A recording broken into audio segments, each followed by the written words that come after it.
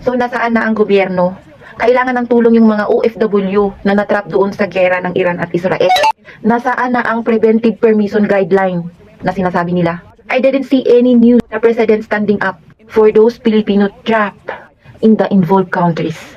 Busy man sila sa tax, sa kakaisikaso. Busy sa impeachment, inuuna pa. Iba dapat isipin nila, hala baka mamatay yung mga OFW na nagpapasahod sa atin.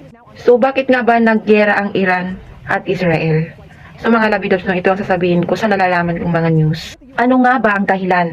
Ito kasi yun, inakusahan ng Israel ang Iran na pagkakaroon ng genocidal intention. Habang ang Iran ay inaakusahan ang Israel na pagsagawa ng genocide sa Gaza. Dahil dito humingi ang Israel ng mga parusa at aksyon militar laban sa Iran upang pigilan ito sa pagkuha ng mga sandatang nuklear. Ang pag-aatake ay binansagan ng Iran bilang operasyon ng True Promise. Sinabi ng Iran ay ito ay pagganti sa pagbubomba ng Israel sa imbahada ng Iran sa Damascus noong April 1 na ikinamatay ng 2 general sa Iran. So anyways, no, magulo, sobrang gulo. Yan ang palatandaan na Jesus is coming.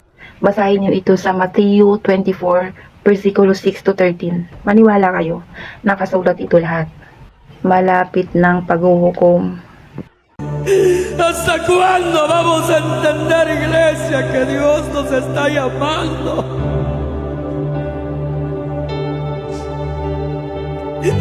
¿Hasta cuándo vamos a entender que nos queda poco tiempo?